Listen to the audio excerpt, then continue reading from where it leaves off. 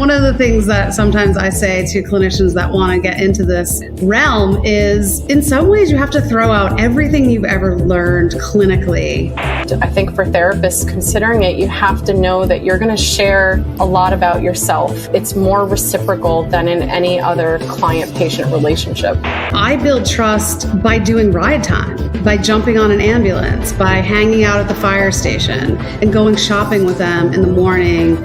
Once someone knows they can trust you, they will share that. Even if you don't want to be a trauma specialist, you should know something about trauma. And when that trauma comes up in a client or a patient, you need to know what to do about it.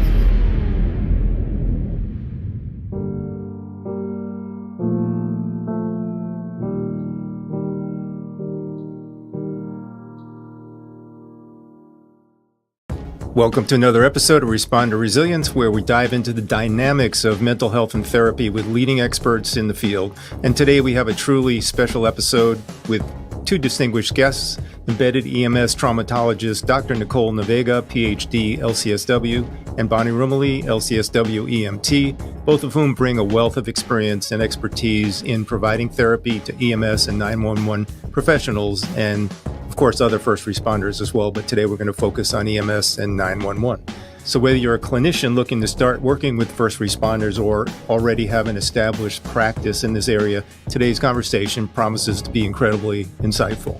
Inviting you to like and subscribe on YouTube, Respond to Resilience, Facebook, Responder Wellness Inc., and Responder TV. We're on LinkedIn, Apple Podcasts, Spotify, and check out our website, respondertv.com, for past episodes and guest information. We'll be right back to speak with Nicole and Bonnie after this. In this family, more of us die by our own hands than by the hazards of the job. In this family, up to a quarter of 911 telecommunicators have symptoms of post-traumatic stress. In this family, our mental health and wellness are in crisis, while responders are quietly suffering. In this family, many struggle with job-related stress, burnout, trauma, sleep disruptions, substance abuse, and relationship problems. In this family, we can help the helpers. with vital information and resources, resilient strategies, and success stories of overcoming the obstacles. In this family, no one is alone. Welcome to Respond to Resilience with co-hosts retired Lieutenant David Dashinger, Dr. Stacy Raymond, and Bonnie Rumilly, LCSW EMTB.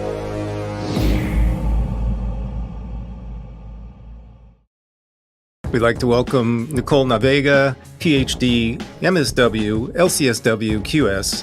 She's an EMDR trained therapist, and she completed her Master's of Social Work from Boston University and her PhD from Barry University School of Social Work.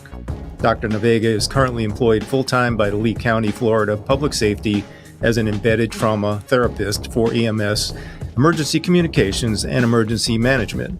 She helped initiate and serves as the clinical lead for Lee County Public Safety's peer support team, and she's also embedded inside Fort Myers Police and Fire Departments part-time. Welcome, Nicole. Thank you so much for having me. I'm excited to be here. We are glad to have you. It's great to meet you. Nice to meet you too, Bonnie. I'm going to read Bonnie's bio since she's more in the guest mode today. Bonnie Rumilly, LCSW EMT, is a licensed clinical social worker specializing in the treatment of adults and first responders. She worked in Newtown treating trauma directly after the Sandy Hook school shootings, and she's an EMDRIA certified EMDR therapist. Bonnie's one of the clinical directors of the Fairfield County Trauma Response Team, which educates and supports first responders with PTSI, otherwise known sometimes as PTSD, and trauma. Bonnie became an EMT in 2000, and she's a retired captain of her EMS agency. In addition to co-hosting this weekly Respond to Resilience podcast, she also co-leads a weekly peer support group for first responders with Dr. Stacy Raymond. Bonnie, welcome. Thank you. It's funny to be on this side of things for a change. Yeah, I think the chemistry is just going to be amazing for this. So let's explore how you, both as therapists, navigate the culture and stress that rescuers face every day. Let's just cut to the chase. Bonnie, how do you start breaking down the walls and really connect with a responder who's experienced a career's worth of trauma? First of all, it's honesty immediately. The first time they call me, the first time they come in the door, I'm very open and honest with them about my own EMS background. But I also let them know that with my trauma lens and just the way I work clinically, I am going to confront them about things. We are going to talk openly and honestly. And first responders generally like to operate that way at work. They might not always like to operate that way in their personal life. But I see it, if they're coming for help with something, then I need them to be as open and honest as possible. But I also promise the same back. So I let them know if there's something that I'm thinking, I'm seeing, I'm observing, I'm going to let you know. And usually just even acknowledging the honesty between the two of us helps to build that rapport. Great. And Nicole, love to get your thoughts on that as well. I think similarly, I would call it authenticity too, right? It's not just honesty. It's this idea that like you are just coming as yourself. And that you're wholly yourself. And I think because especially first responders, nobody sees through people's BS more than first responders, right? Right. Yes. So if you, one of the things that sometimes I say to clinicians that want to get into this realm is in some ways you have to throw out everything you've ever learned clinically, particularly around boundaries when you start to work with first responders, because it's just a completely different world. And so you sort of have to forget everything that you've learned and recognize that, building the relationship is the most important thing that you can possibly do, because they will see through a phony and they will see through someone who, is scared or feels inept or whatever it is. And back to Bonnie's point about being honest, right? If you don't know something, you tell them you don't know. You tell them you'll do some research for them, whatever it is, right? They need to know that you're authentic and honest, because otherwise you've blown it from minute number one. Well, and along those lines, I think along with the authenticity and the honesty comes along the subject matter. They need to be able to know that they can sit with us and share their authentic self, which is a human being. So yes, they have this intense career with bucket loads of trauma, but they need to be able to come here and show us that vulnerability as well. That's right. And it's in that vulnerability and the truth of everything where the healing happens. So yes, we specialize in their careers, but I think you do the same thing that Stacy and I do. We recognize they're a whole person. We need to know what's happening at home with children. We need to assess everything holistically about them. And so the good thing about having the honesty and the authenticity in the relationship is that we can ask all those things as well. If they're struggling parenting, if I have someone who's in that situation and they say, "Are you a parent?" I say, "Yes." Right. And I'll be very open about that with them. Right. I've had a client who said, "Do you know what it's like to have an only child?" "Yes, I have one. It is a different thing than your average person." So I agree with you about the boundaries. They're very, very different with this population. And I think for therapists considering it, you have to know that you're going to share a lot about yourself. It's more reciprocal than in any other client-patient relationship. That's right. Based on my clinical training. So as you noted, I was trained at BU, and I worked in residential in a psychiatric hospital in Providence, Rhode Island, my first 10 years of my career early on. And your point right there about them saying, do you have children? We were trained originally, I'm old though, by the way. So we were trained originally that you would reflect back to them. Yes.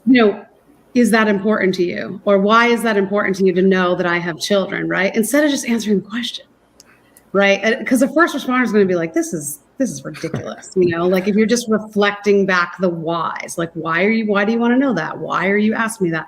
Does that mean that you don't think I'm capable to be a therapist with you if I don't have children? What does that mean, right?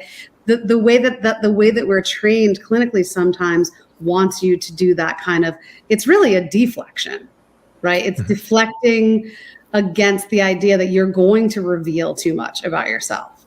And so it's throwing all of that stuff out the window. It has to be done.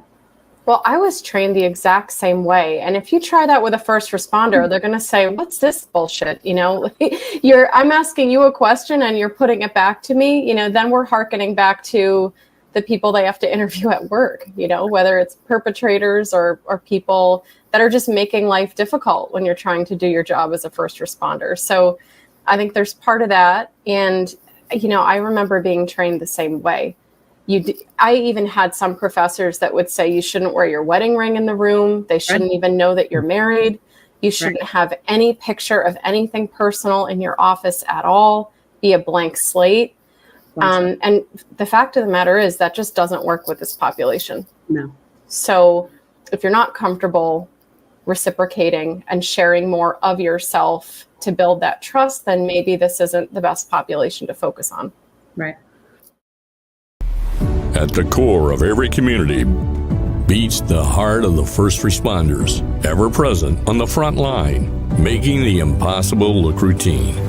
Through the relentless pressure and the unseen scars, our frontline warriors silently battle the stress of the job. It's crucial they armor up mentally and emotionally, not just for the community they safeguard, but for the families they return to. Supporting the wellness and mental health of first responders is priority number one. By championing their well-being, we're ensuring they're unstoppable, both in the line of duty and in life. Step up for the Titans who protect us. Because when they're firing on all cylinders, they're not just first responders, they're game changers. Join us. Visit ResponderTV.com to be the difference. What you just said, building the trust, I imagine you probably have a very small window to build that trust or to lose that trust, especially with first responders. And from personal experience, I've seen where someone who's not culturally competent comes in to do a debrief after a critical incident and within one sentence loses the trust and, the audience, basically the guys in the room who were there, he was there to help, immediately turned off. So talk a little bit about that trust and how you kind of build it and maintain it. Nicole, we'll start with you. My real push, and I think that anybody that, particularly organizations, any first responder organization, and any clinicians that want to do this work, I think you have to really consider figuring out how do you embed yourself inside of the agency. Because to me, I think I've been doing this almost 4 years embedded.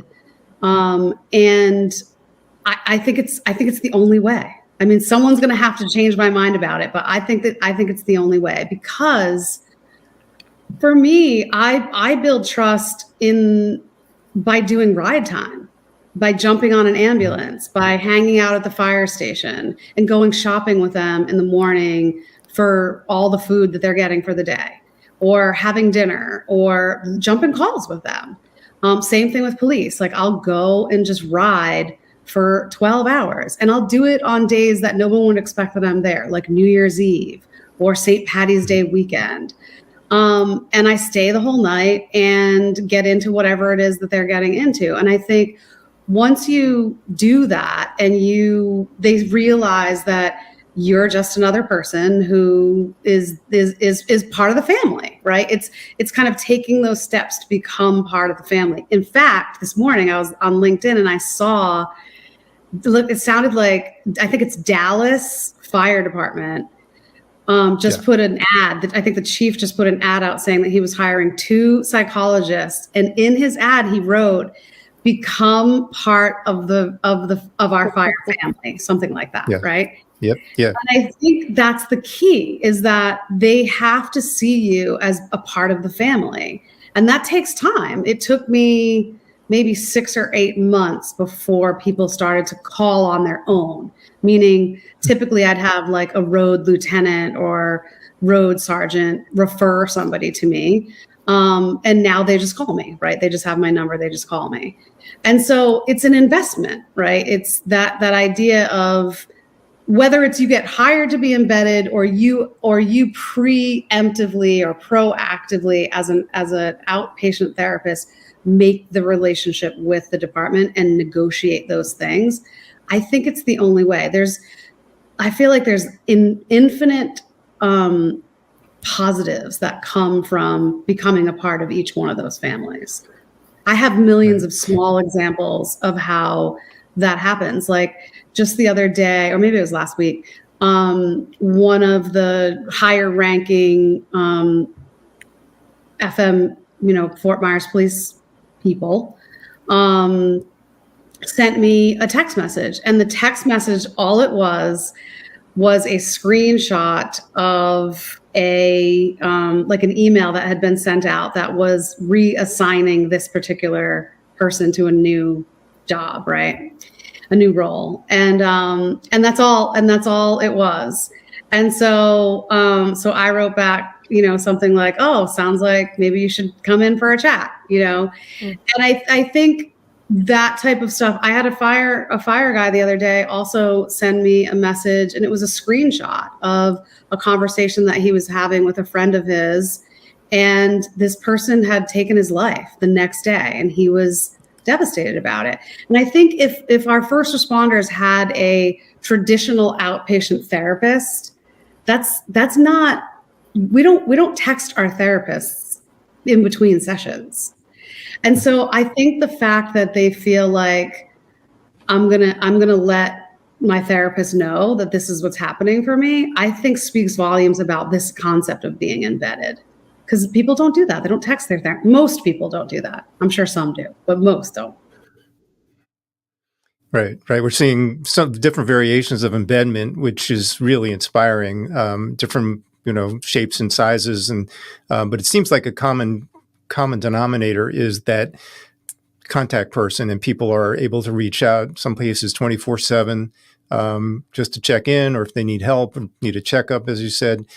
So this model is really starting to catch on, and I'm so glad you mentioned the Dallas Fire Rescue positions that are opening for psychologists, because it's another sign of how the industry is progressing forward in addressing this. So having said that, Bonnie, let's have your thoughts on what we're talking about. Yeah, I couldn't agree more. I think in a perfect world, what I would like to see if we could fast forward would be that every department and every agency would have their own clinician. That is hands down the perfect model that we all should aim for down the road. I think that with our Fairfield County Trauma Response Team, we found ways to do that without being embedded in the brick and mortar. So our team's been around for 13 years, and we've built a lot of alliances, a lot of trust in the area. So we've been creative about having some of the same interactions and relationships that you're describing, just in different ways. And, we've done some ride-alongs and some other things like that, which has really helped. The other thing that's really key about this population is word of mouth. So whether you're inside of their building or outside of it, once someone knows they can trust you, they're going to tell every guy they know, every female they know, they will share that. And when even years later, maybe you've seen a first responder 5 years ago, and a coworker goes to them this morning and says, I'm having a really hard time, Sarge. They will say, I know who you need to call. They don't forget you. They are loyal. Once you have that trust, it's forever. Unless you really, really mess up. But I really haven't heard of anyone in our small world who really, really loves first responders and is knee deep. If anyone even were to make a mistake, they would apologize profusely and do everything under the sun to make it right. But I think also the level of availability, you're alluding to that in the texting between sessions. I had a client yesterday go for a med-eval, and that person was really concerned about going. And it took a long time to get to that decision. And I said, I want you to call me after, because I want to know exactly what happened at that appointment. So they know that we care, that we're going to take extra time and go the extra mile for them. That's really important to me, because they go the extra mile for strangers. So I want to go the extra mile for them, because no one else is. And we both know, David knows too, often their superiors aren't going that extra mile for them either. So if we can, that's huge. And the other point I would make about just being an individual therapist with first responders is that trust gets built the minute they make that phone call. So when I get an email or a phone call from a first responder, I call them back ASAP. I don't wait until 5 o'clock. I don't wait until tomorrow. I recognize that as their 911 call. And the minute I take them seriously and call back, automatically, that is building trust. That's right. Yeah, I was just gonna say, I hate to sound cliche, but that's exactly it. It's like when the community calls 911, they show up, and when they call us, because let's not forget, it's very difficult for first responders to ask for help. So when they call, they're probably having a really, really rough time. This is probably sort of the last straw for them in many ways. And so we have to show up, right? We have to show up. We can't delay. And so I think that's so crucial. We remember growing up in families where challenges were part of daily life. Adverse childhood experiences shaped who we are. But instead of breaking us, it forged our souls. Just like superheroes who were bombarded by mysterious cosmic rays and used their new powers to save the world, adversity turned us into rescue warriors. We learned to bring calm to chaos. Our strengths were forged in the fires of a painful past. Like a phoenix, we rose up from the ashes and found meaning in our experiences. Whether we become police officers, firefighters, EMTs, paramedics, 911 dispatchers, animal control officers, or corrections officers, this stress-induced growth fuels our desire to help others. Responder resilience, turning adversity into the power and the duty to serve and protect. One other thing that I was reflecting on as you both spoke was that a lot of times an agency will have like a champion for mental health or for a particular modality or particular therapist. And sometimes they're the ones that'll make the referral or just say, hey, you got to call, so-and-so therapist because, they help me or they help this person and that person. And that piece of the word of mouth is also a dynamic within the agency. Someone who's like the point person who's always going, hey, I have a person you can call if you need help. Yeah, I recently had someone come in, long-time paramedic, probably, I can't remember exactly how many years, but like over 15 years of paramedic, big personality, New Yorker, right?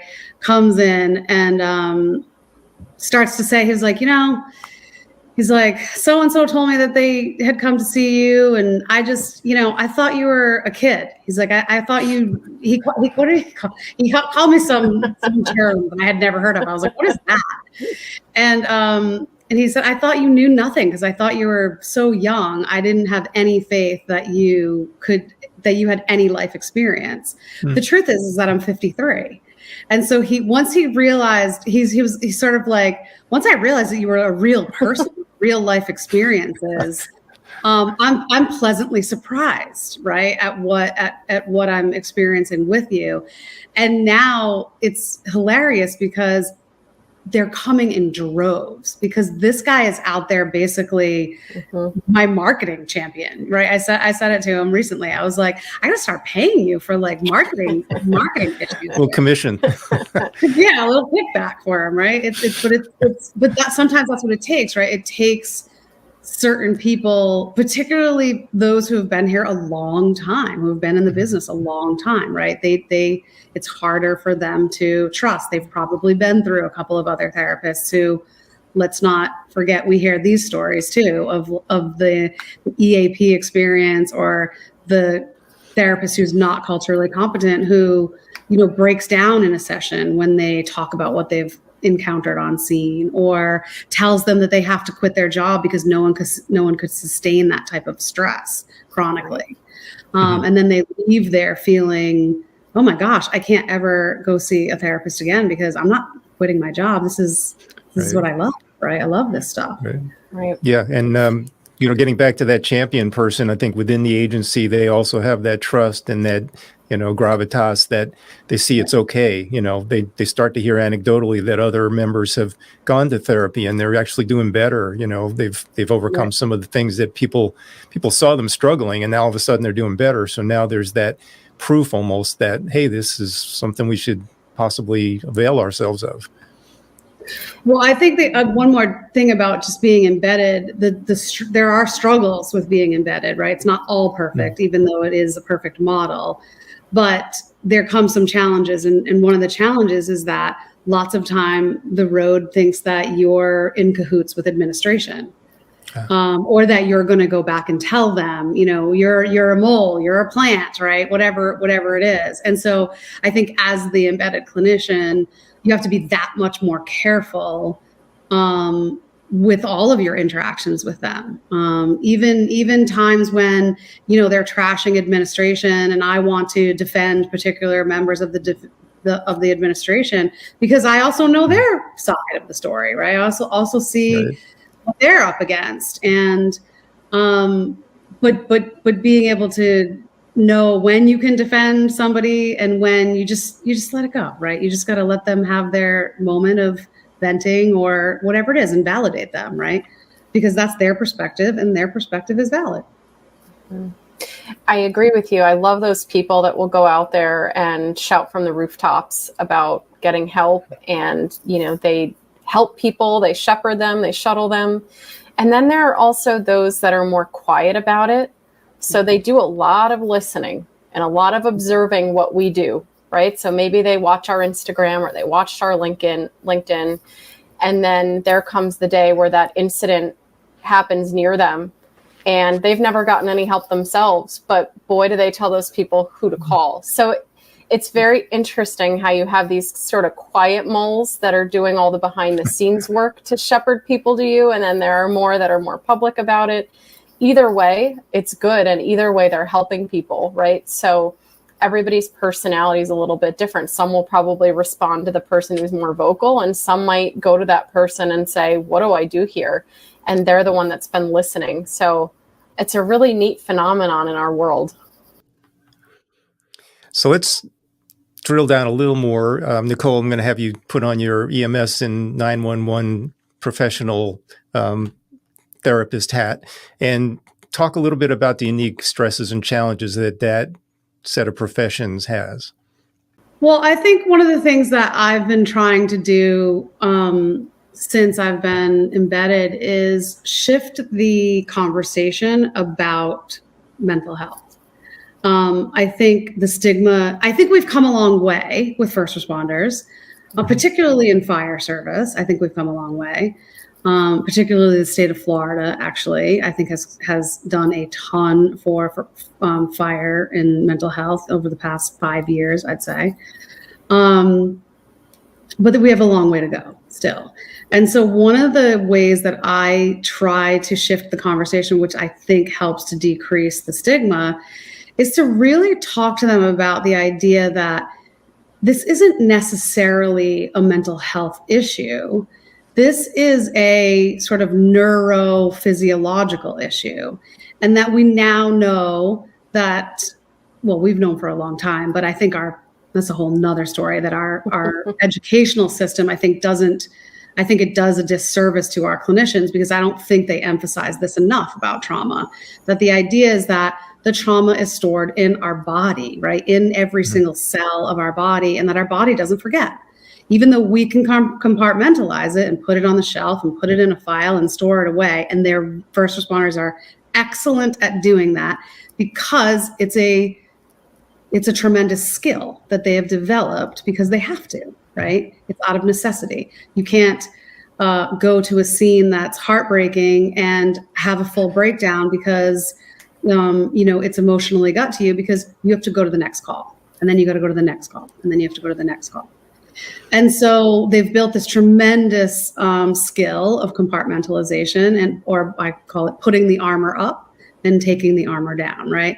And so I think the more that we can talk to our first responders about the fact that this isn't mental health, this is any person on the planet that endured the type of and I'm going to give a shout out to Dr. Kevin Gilmartin, who I've never met, but I love his book, which is The Emotional Survival of Law Enforcement, where he talks in chapter 6 about this idea of the biological hypervigilant roller coaster. So no one on the planet could tolerate the type of stress hormone spikes and crashes and spikes and crashes and spikes and crashes for 24 hours, or 12 if you're a 12-hour person.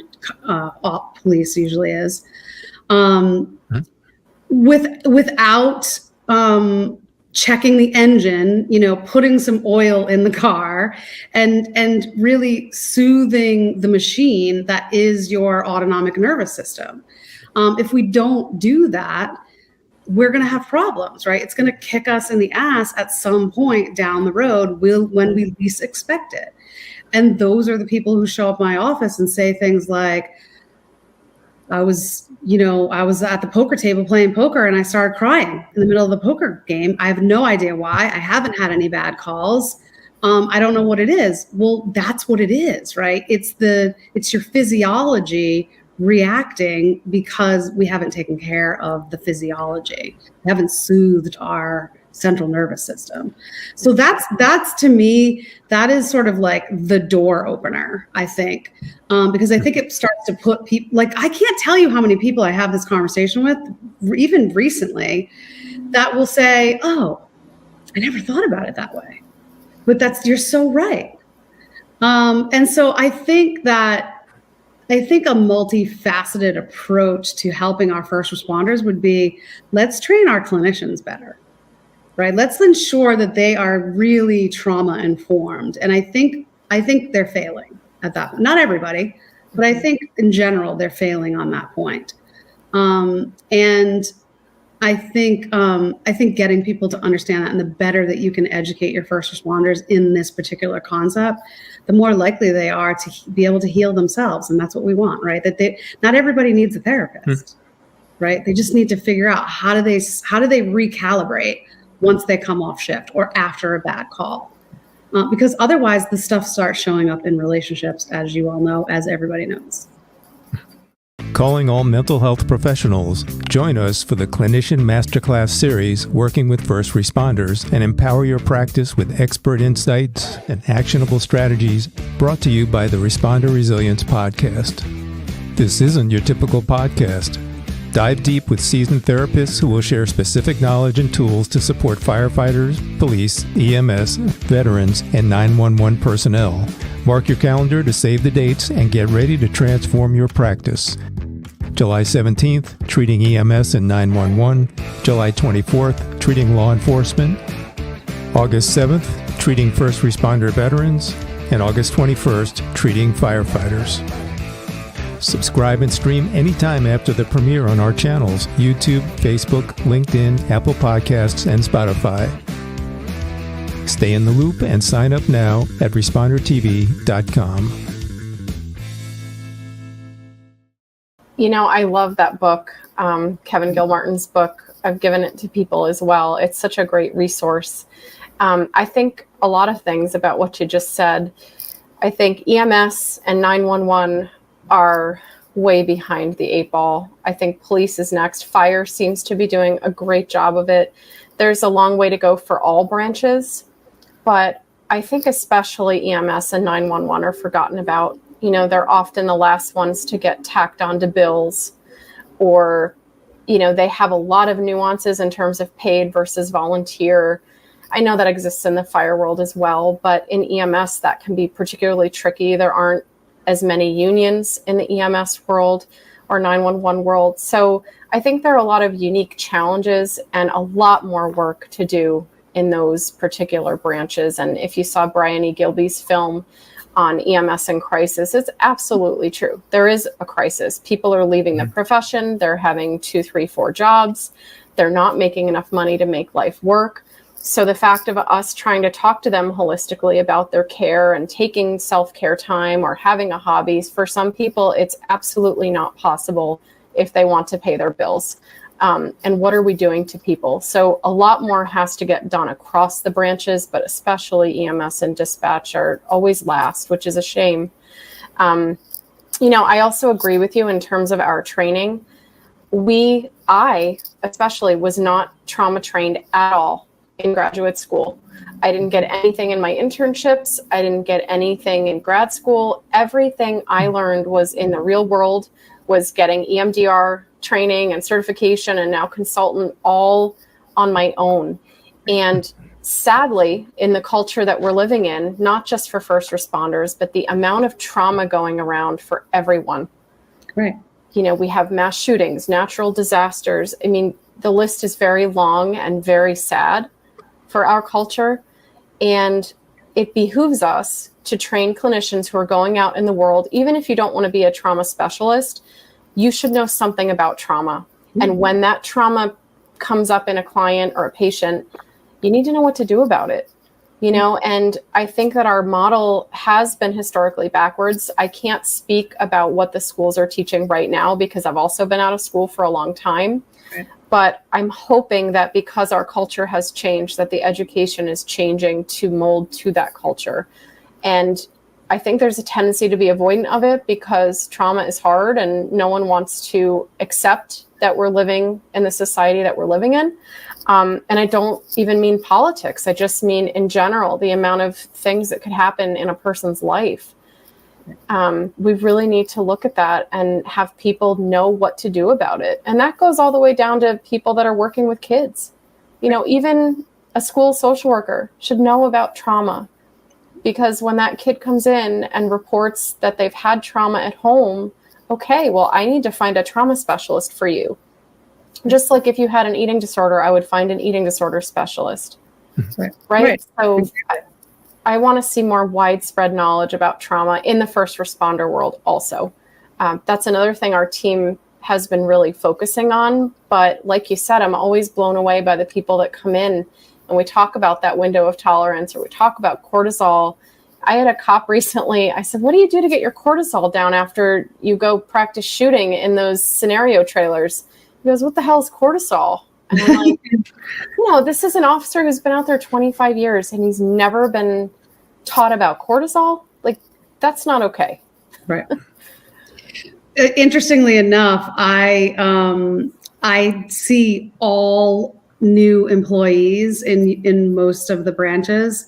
Mm-hmm. And I had Fort Myers Police Department purchase that book for everybody. Good. So whenever I see all the new recruits, we talk about the book. I talk about that chapter in particular. It's my favorite chapter. And they all get a copy of it. So they're coming along. The police department's coming along, and at least in learning those things. I was going to say something else about just completely different topic for a second, just about culture, because it made me think about how each culture is so different. And I think sometimes we talk about first responders as a whole, right? We generalize them. Mm-hmm. But there are such distinct differences in each culture. And I think sometimes we have to be careful about lumping them into one category.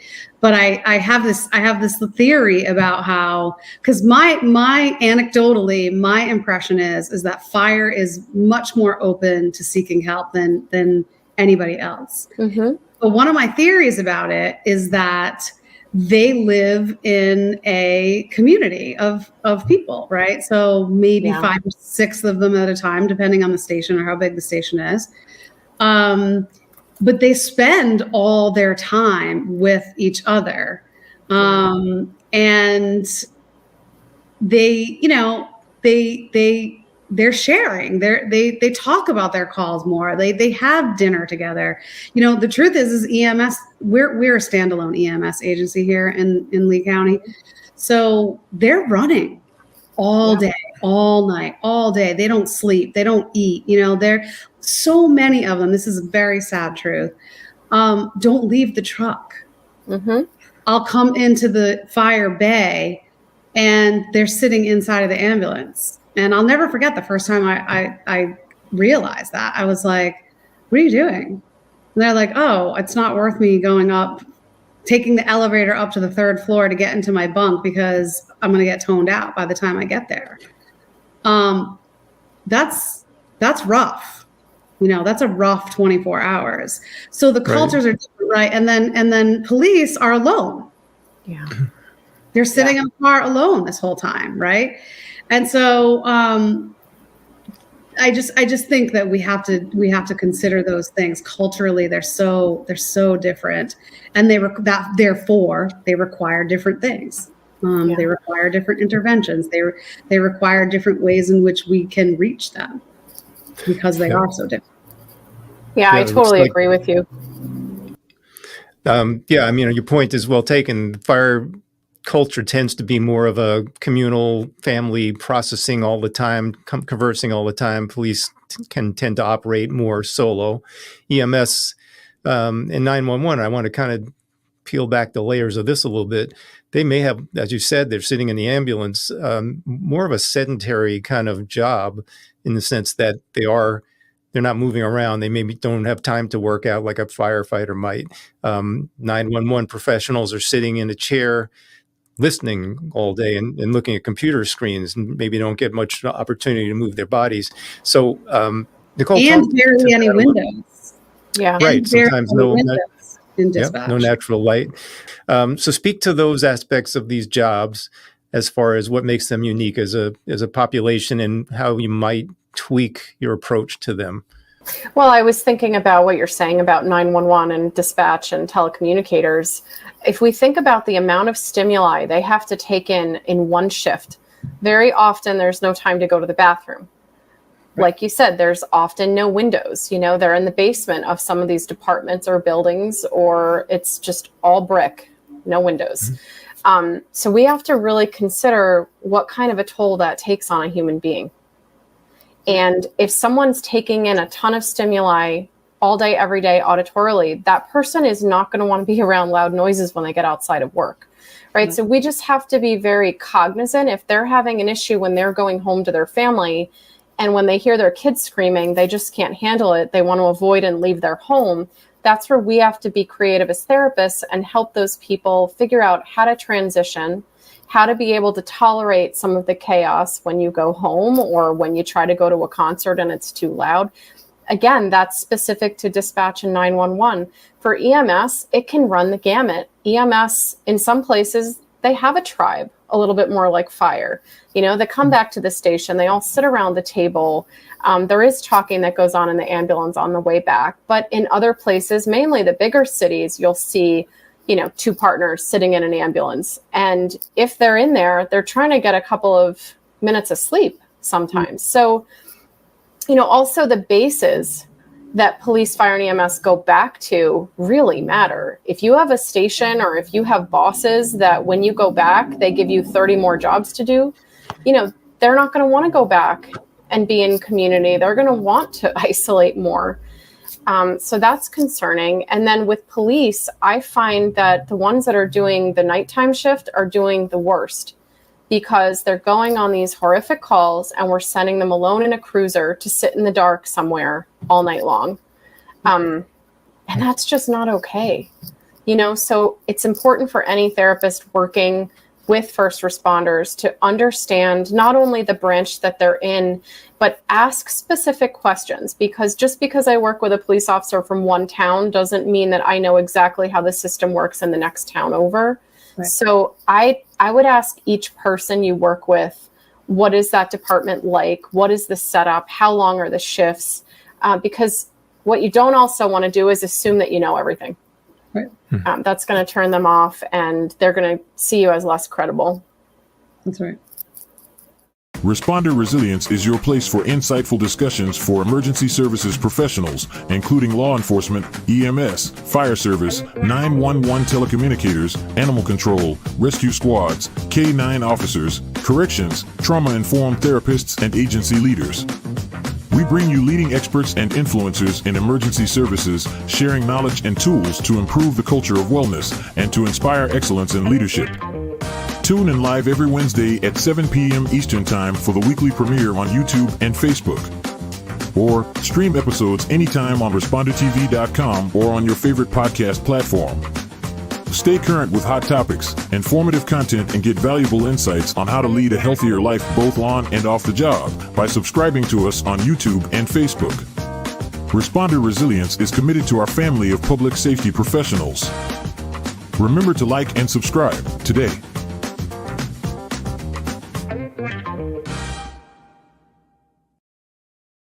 When you ask the question, what are they up against? I think the common denominator in lots of the calls. Now, don't get me wrong. You will hear our our rescue, EMS, 911 folks complain about some of the types of calls, like, oh, this person has toe pain and at 3 o'clock in the morning, right? That's the like funny example.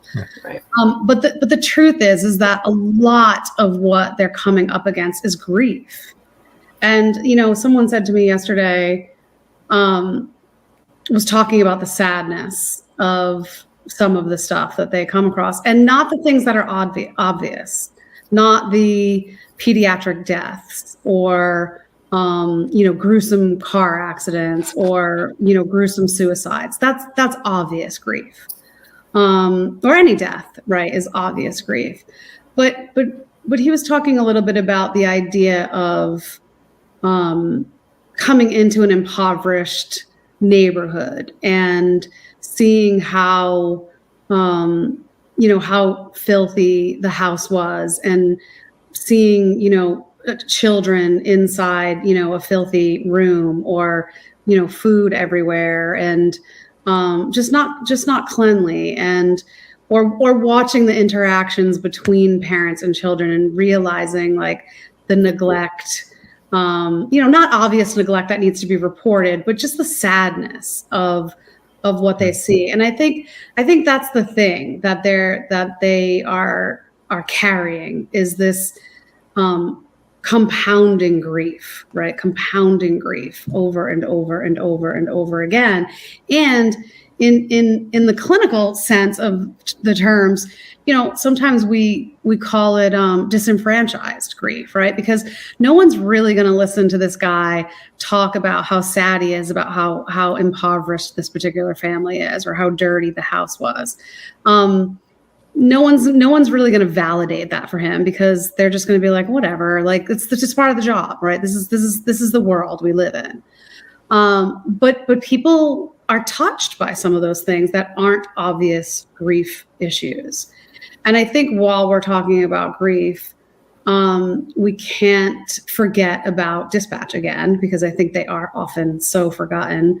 But I think about the idea of like ambiguous grief, this concept that, our folks on 911 are taking the calls, sometimes horrendous calls, and they don't know what the outcome is, right? So there's this ambiguity there's no closure to whatever happened to this person that they, were trying to work through whatever that scenario was.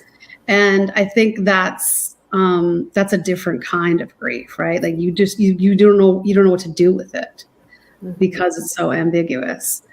So I think that's the biggest thing that all of our first responders are up against, is grief. And I say, and I'm sure I didn't coin this, but I think of it this way, is I see trauma and grief as cousins, right? They're so closely related that you really can't have one without the other. Because any trauma is this moment in time, traumatic event is this moment in time, and no one is the same after it, because you've been touched by that thing. In a way, for me, having 20 plus years in emergency services, the calls that really stick with me, or like that I think had the most impact on me, were not the high stress, high adrenaline ones, like cardiac arrest, multiple vehicle accident, structure fire. It's those repeated calls that we might think of as routine, like the elderly person that needs the lift assist, the elderly person you're taking to the hospital for the 10th time this month. Those are the ones where you see the quality of life and some of the things that are going on in that scenario that I think cumulatively impacted me the most and still kind of stick with me. And maybe that's true for other first responders.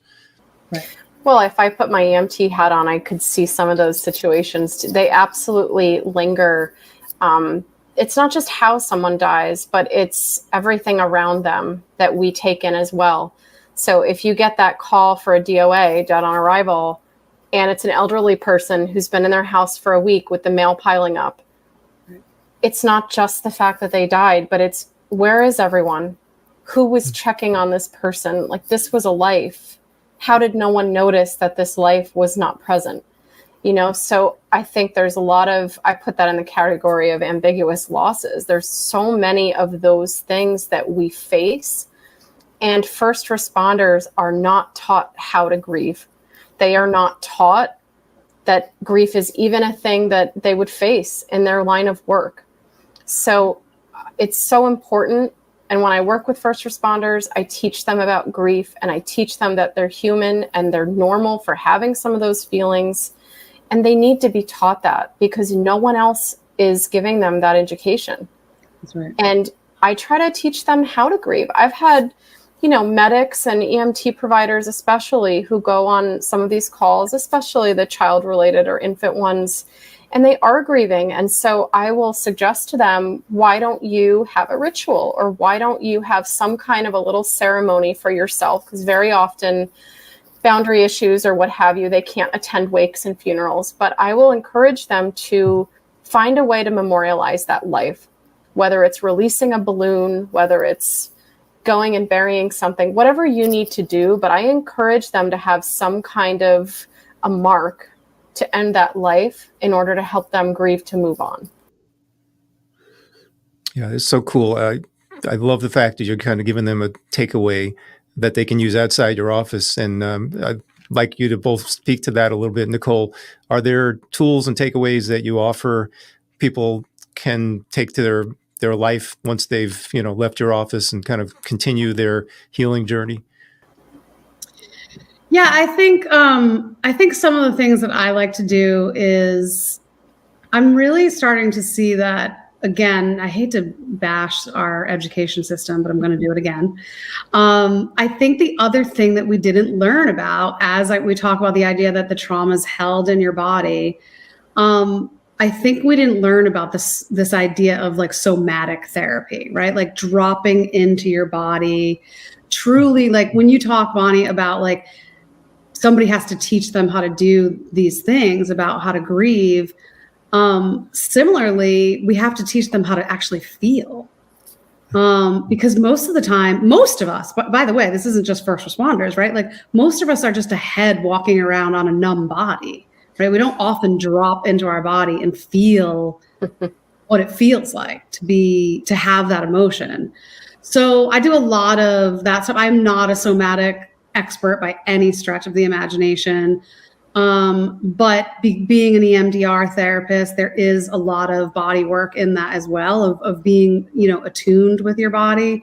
And so I give them, types of exercises that they can do some of those things, like just actually sitting and feeling, closing your eyes and feeling, what does that sensation feel like in your body?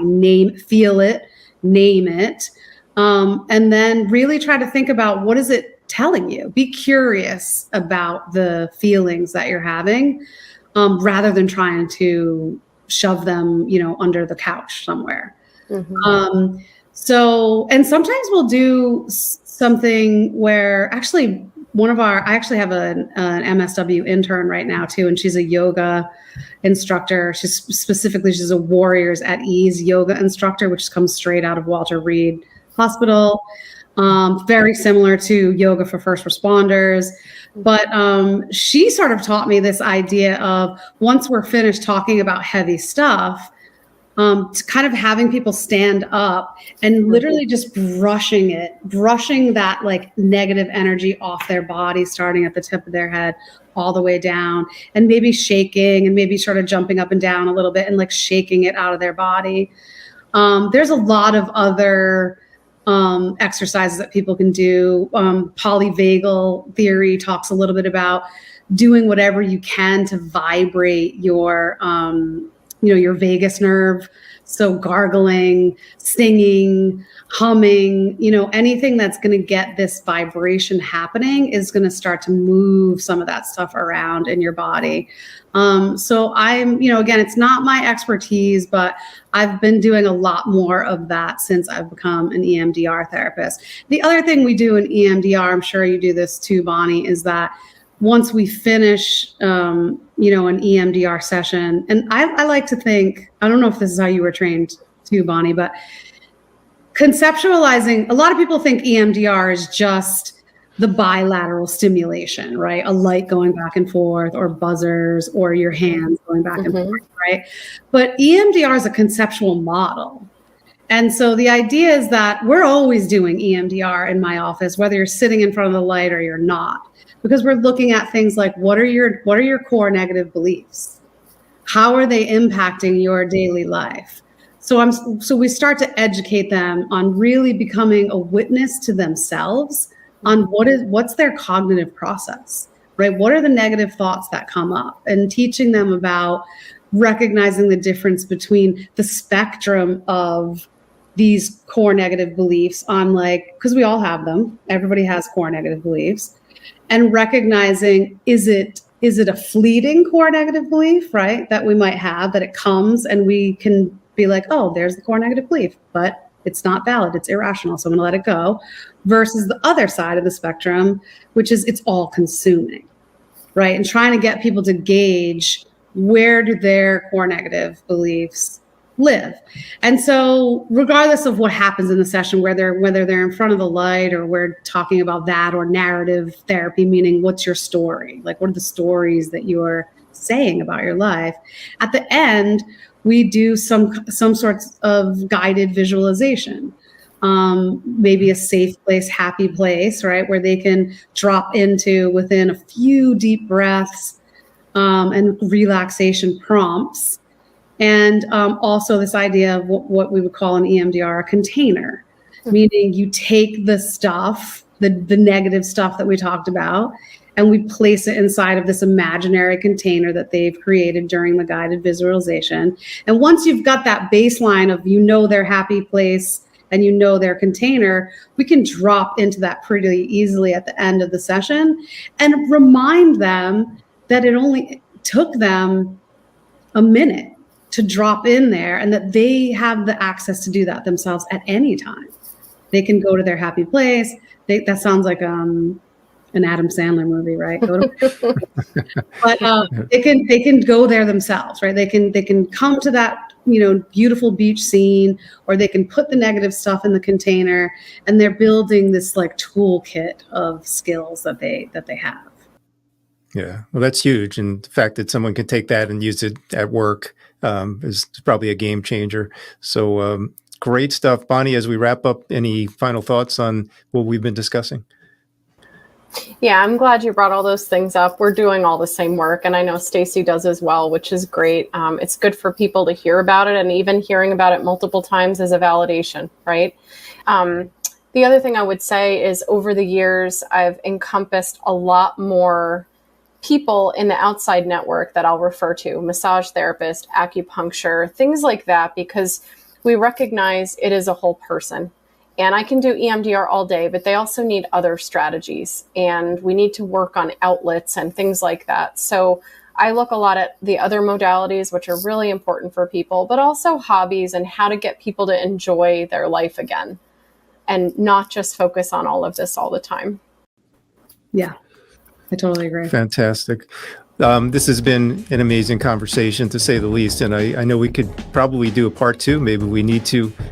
We've covered some really, really cool stuff today, and I want to thank you both for sharing your knowledge and expertise and insights into all this.